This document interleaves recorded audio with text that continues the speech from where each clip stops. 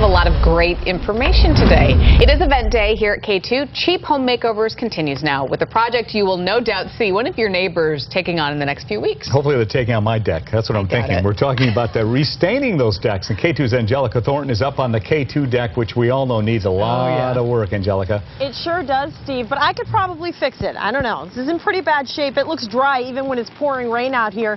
But you actually shouldn't let the weather scare you off. I'm going to explain why in a second. This is an easy project. It can save you thousands. I spent a few days with a pro to show you how to do it right. So the deck is all covered with the dark black gray mold and fungus on it, and it's starting to, turn the gray and the black colors. So it's starting to deteriorate. A deck that's definitely seen better days. Brad Bernard can rip it up and build a new one, but he told the Beaverton homeowner he wants to save it. It should look like a brand new deck when we're finished. First step, check the forecast. Contrary to popular belief, you don't need the sun for this project. Lightly overcast day like it is today is perfect for doing it because it doesn't dry too fast. When you're ready to go, lightly moisten the deck and apply stripper. Use a brush around the edges so you won't strip the fence or railings. Then use a regular roller for the rest, and always go with the grain.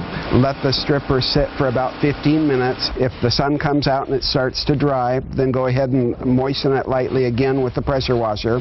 Doesn't have to be on, or you could use a garden hose. When time's up, scrub it with a deck brush, but don't push too hard. Let the stripper and the brush do the work. Then a rinse. Whether you're using a power washer or garden hose, be gentle. That's, I think, one of the most common mistakes that homeowners make is they get the power washer, they get too close, and they actually dig into the wood and then destroy it. So you've got to be very careful. The next step is optional. We use a wood cleaner that costs around $20 to really brighten up that grimy top layer. So if you can't sand it, you really need to do this, because in the Northwest, we just get so much spore, mold, mildew, that you need to remove it before you put anything down. Another rinse, and it's time to let the deck dry out. You'll need 24 hours of dry weather before and after you apply the stain. 2 days later, Brad is taking the extra step of sanding this deck. You can rent a sander from a home improvement store. It's also a non-toxic alternative if you have plants nearby or you just don't like the idea of using a harsh stripper. The final step, staining. First, use a brush in between all the grooves where a roller won't reach, and then roll. Map it out to avoid backing yourself into a corner, and only do this once.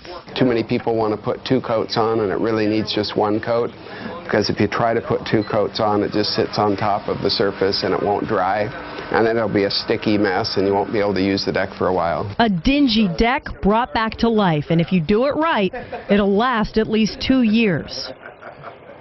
Other things to remember: don't rush. That is so important. You really have to make sure that the deck is dry before you apply the stain, and wear eye protection. That stuff can burn, and also cover your legs and wear pants that you can throw out, because that bleach can really leave spots all over your clothes. Steve? Angelica, thank you. I'm thinking we get the whole newsroom and go up there and fix the thing. I'm ready to What work. do you think? You go right ahead. I'll support you all the way. All hands on deck. Oh, yes. I'm sorry, I apologize.